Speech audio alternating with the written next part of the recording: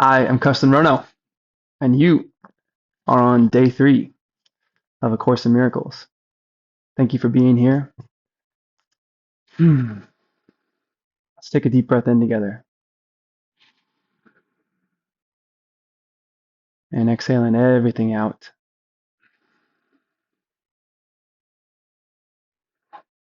Big breath in, letting it out. One more big breath together and exhale.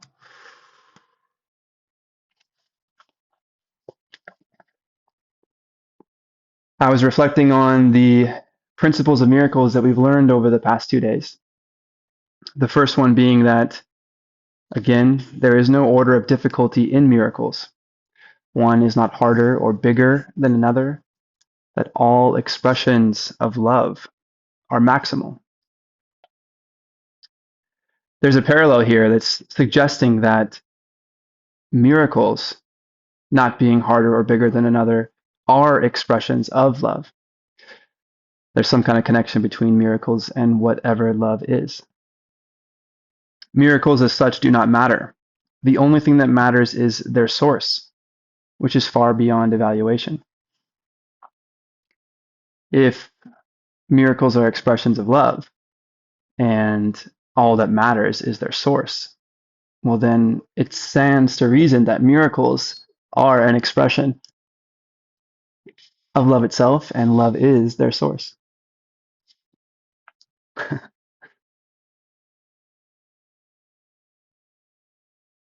And that means that we are not designed to fully encompass all ideas of love in our mind, else we'd know the source of miracles themselves.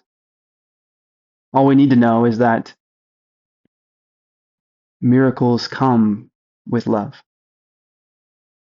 And in fact, looking ahead now, just now at Principle 3, miracles occur naturally as expressions of love. The real miracle is the love that inspires them. In this sense, everything that comes from love is a miracle. Let's listen again. Miracles occur naturally as expressions of love. And we know that all expressions of love are maximal. The real miracle is the love that inspires them. We've already learned that miracles do not matter. It's just their source that matters. And here we're hearing that maybe the manifestation of the miracle itself is exciting, but the real miracle is the love, the source that inspires them. In this sense, everything that comes from love is a miracle. So let's close our eyes again.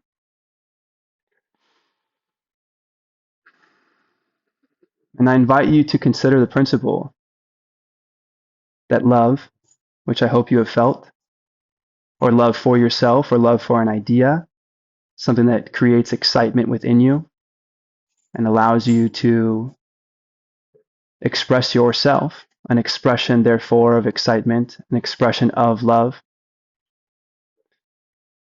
That by knowing love in any capacity, even if it feels like it was shown to you, revealed to you by somebody else in a taxing way, that any expression of love is maximal and that you are already witnessing miracles in your life. That while we might not see them as miraculous, the idea that love is springing forth throughout your life is a miracle. In this sense, everything that comes from love is a miracle.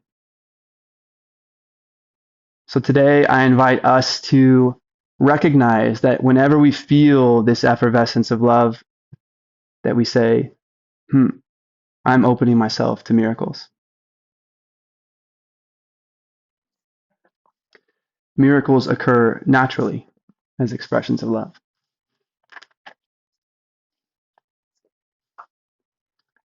Lesson 3 is again a short one. I do not understand anything I see in this room. on this street, from this window, in this place. Yesterday we learned that I have given everything in this room. I've given this dog, my shirt, this book, and this device that lets me record and share with you. I have given it all the meaning that it has for me. Oh.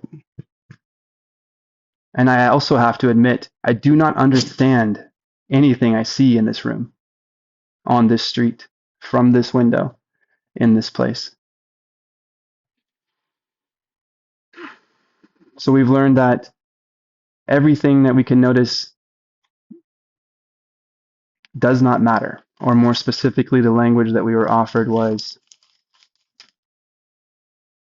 nothing I see in this room means anything. Everything I see in this room, I have given all the meaning that it has for me. And anything that I see in this room, I do not understand. Apply this idea in the same way as the previous ones, without making distinctions of any kind. Whatever you see becomes a proper subject for applying the idea. Be sure that you do not question the suitability of anything for application of the idea. These are not exercises in judgment. Anything is suitable if you see it. Some of the things you see may have emotionally charged meaning for you. Try to lay such feeling aside and merely use these things exactly as you would anything else.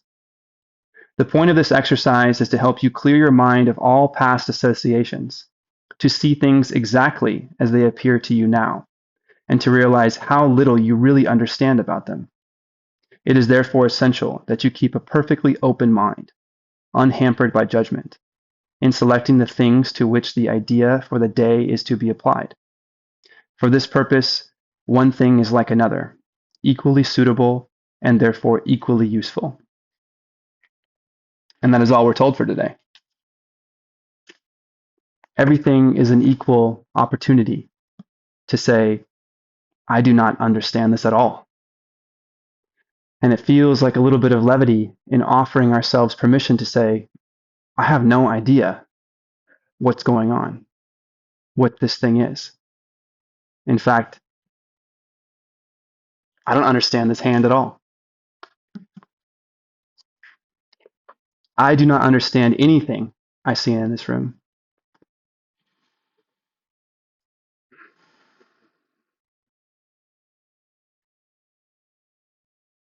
I do not understand the darkness behind my eyelids. I do not understand this foot and this small table. I do not understand these plants or the ones outside. In fact, anything that I see or could see today, I'm willing to bet that I may not understand it. So, thank you so much for lesson 1, allowing yourself